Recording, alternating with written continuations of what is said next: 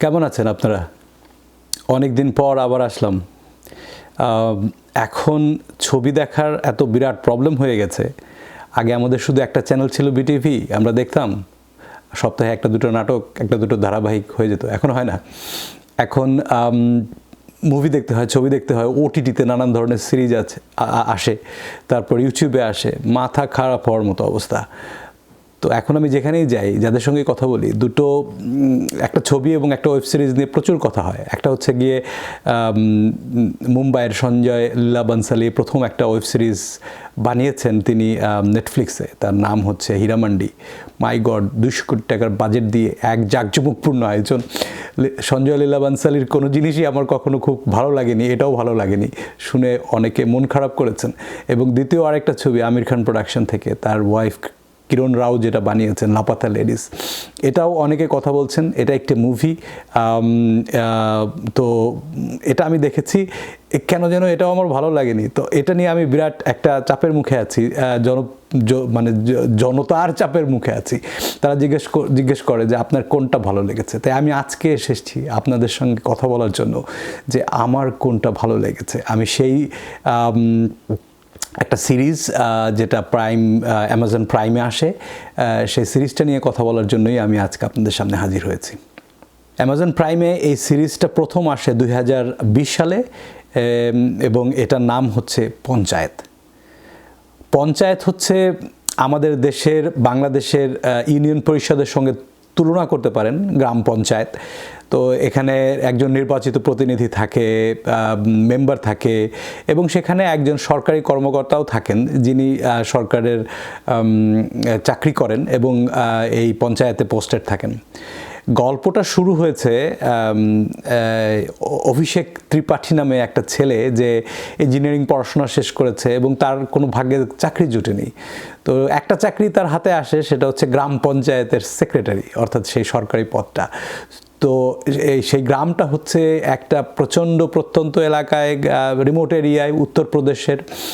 গ্রামের নাম হচ্ছে ফুলেরা। আপনার সিরিজটা শুরু হয় মানে কি বলবো, যে একদম প্রথম সেকেন্ড থেকে, প্রথম মিনিট থেকে ক্যাচ করে নেয়। এত শক্তিশালী একটা গল্প দিয়ে স্টোরিটা শুরু হয়। যে টাইটেল মিউজিকটা এখানে তারা ব্যবহার করেছে অসম্ভব সুন্দর, এবং একেবারে টাইটেল মিউজিকটার সঙ্গে সঙ্গে আপনি সেই গ্রামে পড়ে যান, সেই গ্রামে চলে যান। তো অভিষেক মোটরসাইকেলে করে গ্রামে আসছে, তার বাসের ছাদের উপরে মোটরসাইকেলটা নিয়ে আসছে, এবং সেখান থেকে নামাতে হচ্ছে, সেখান থেকে রাস্তার সাইড ধরে সে চলে গেল। এবং সেই যে গ্রামে আসে, সেই গ্রামের মানে অদ্ভুত একটা অবস্থা। গ্রামের প্রধান যিনি আছেন, অর্থাৎ আমরা আমাদের দেশে বলতে পারি চেয়ারপারসন, সরকার নির্ধারণ করে দিয়েছিল যে এই গ্রামের প্রধান হবেন একজন নারী। তো সেই যা হয় আর কি, নারীদের তো এত ক্ষমতায়ন আসলে আমাদের সমাজে এখনও আসেনি, ইন্ডিয়াতেও আসেনি। তো ওখানে যিনি প্রধান ছিলেন তিনি তো বিপদে পড়ে গেলেন। তার নাম হচ্ছে ব্রিজভূষণ দুবে। সেই ভদ্রলোক একটা চাল চাললেন, তিনি তার স্ত্রীকে দাঁড় করিয়ে দিলেন। তার স্ত্রীর নাম হচ্ছে মঞ্জু দেবী। মঞ্জু দেবী হচ্ছে গিয়ে গ্রামের পঞ্চায়েত প্রধান, এবং অভিষেক ত্রিপাঠী সেই ইয়াং ছেলেটি তার জীবনের প্রথম চাকরি শহরের ছেলে করার জন্য সে এখানে আসে, এবং এসে জানতে পারে যে আসলে মঞ্জু দেবী হচ্ছে প্রধান, কিন্তু প্রধান পতি মানে প্রধানের যিনি স্বামী তিনি আসলে এই পঞ্চায়েতটা চালান। এবং সেখানে উপপ্রধান আরেকজন চরিত্র আছেন, বেশ মোটাসোটা, প্রহ্লাদ পাণ্ডে, মজার ক্যারেক্টার। এবং সেই পঞ্চায়েতের একজন অ্যাসিস্ট্যান্ট আছেন, তার নাম হচ্ছে আমার সবচেয়ে প্রিয় চরিত্র, তার নাম হচ্ছে বিকাশ। অদ্ভুত সরল এবং বোকা একটা ছেলে, এবং গ্রামের যেরকম ছেলে হয় তার ড্রেস আপ, গেট আপ সব কিছু মিলিয়ে। তো মজার জিনিস হচ্ছে যে যারা আগে হুমায়ুন আহমেদের নাটক দেখতেন, হুমায়ুন আহমেদের নাটকের সবচেয়ে বড় শক্তি ছিল ডায়লগ। আপনি চাঞ্চল্যকর এবং চমৎকার, চমকপ্রদ, অনাকাঙ্ক্ষিত এবং মজাদার সব ডায়লগ পাবেন। যেমন আপনাদের নিশ্চয়ই মনে আছে যে আমাদের আলী যাকের বহুব্রী নাটকে হঠাৎ করে এসে বলতো, দুলাভাই আপনার এই কথাটি ঠিক না। তো এই ডায়লগটা পপুলার হয়ে গিয়েছিল। তো পঞ্চায়েতে এরকম চমৎকার সব ডায়লগ এবং সিকোয়েন্স আপনি পাবেন, দেখতে খুবই ভালো লাগবে। যারা লাপাতা লেডিস দেখে বলেছিলেন মুম্বাইতে তো আসলে গ্রামের প্রেক্ষাপটে খুব কম মুভি তৈরি হয়, এটা সত্য, কিন্তু গ্রামের প্রেক্ষাপটে মুম্বাইতে অজস্র বিভিন্ন ধরনের সিরিজ, বিভিন্ন ধরনের ছবি, লো বাজেটের ছবি তৈরি হয় যেগুলো চমৎকার। তার মধ্যে পঞ্চায়েত অসম্ভব জনপ্রিয় হয়েছিল। এই সাদামাটা জীবন নিয়ে গ্রামের পরিবেশে এত চমৎকার মেকিং, যারা এটা রচনা করেছেন, যারা এটা ডিরেক্টর ছিলেন। আর এই সিরিজের ভিতরে সুন্দর সুন্দর কিছু গান, মিউজিক ব্যবহার করা হয়েছে, আপনাদের ভালো লাগবে। সিজন 1 এসেছিল 2020 সালে, আর সিজন 2 আসে 2022 সালে। আমি সাধারণত দেখেছি যে সিজনগুলো অনেক সময় দেখা যায় প্রথমটা খুব জনপ্রিয় হয় এবং দ্বিতীয়টা অত বেশি জমাতে পারে না, কিন্তু পঞ্চায়েতের ক্ষেত্রে হয়েছে উল্টোটা। সিজন 2 ফাটাফাটি, সিজন 1-এর চেয়েও আমার কাছে অসম্ভব ভালো লেগেছে। আমি শুধু আপনাদেরকে বলবো যে এই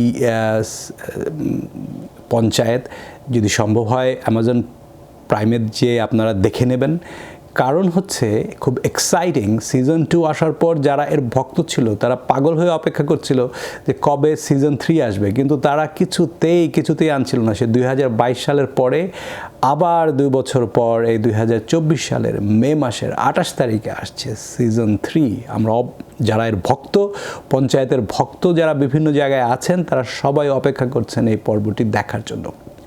আমি আমার ভিডিও শেষ করার আগে মানে সবসময় বলি যে আমি যখন কোনো মুভি দেখি, আমি যখন কোনো ভিজুয়াল কন্টেন্ট দেখি, তখন তার 5টা বিষয় দেখি। একটা হচ্ছে গল্প এবং গল্প বলা, অর্থাৎ গল্প শুধু ভালো হলেই হয় না, সেটা কীভাবে বলা হচ্ছে। আর 2 নম্বর বিষয়টা হচ্ছে অভিনয়, যারা অভিনয় করেছেন তারা কেমন অভিনয় করেছেন। 3 নম্বর আমি দেখি পর্দার ভাষা, অর্থাৎ সিনেমাটোগ্রাফি, মানে পর্দায় আপনি ক্যামেরায় বিষয়গুলোকে কত চমৎকারভাবে তুলে ধরেছেন। এরপরে 4 নম্বর যে বিষয়টা আমি দেখি সেটা হচ্ছে মিউজিক, সঙ্গীত। এটা আবহ সঙ্গীত হতে পারে, ভেতরের সঙ্গীত হতে পারে। মিউজিক খুবই দরকার একটা ভালো ভিজুয়াল কন্টেন্ট তৈরি করার জন্য। এবং লাস্ট যেটা হচ্ছে ম্যাজিক। আমি সবসময় বলি ম্যাজিক আছে কিনা, আপনি দেখে চমকে উঠবেন এটা কী দেখলাম। পঞ্চায়েত আপনাকে একের পর এক ম্যাজিক দেবে। সিজন 1-এ এসে পুরো পর্ব ধরে পঞ্চায়েত প্রধানের যে মেয়ে, তার নাম হচ্ছে রিঙ্কি, একে 2-1 শুধু ভয়েস দেওয়া হয়েছে, কিন্তু তাকে দেখানো হয়নি। একদম সিজনের শেষ দৃশ্যে আমাদের হিরো, যিনি অভিষেক ত্রিপাঠী, সে গ্রাম থেকে চলে যাওয়ার জন্য প্রাণপণ চেষ্টা করে।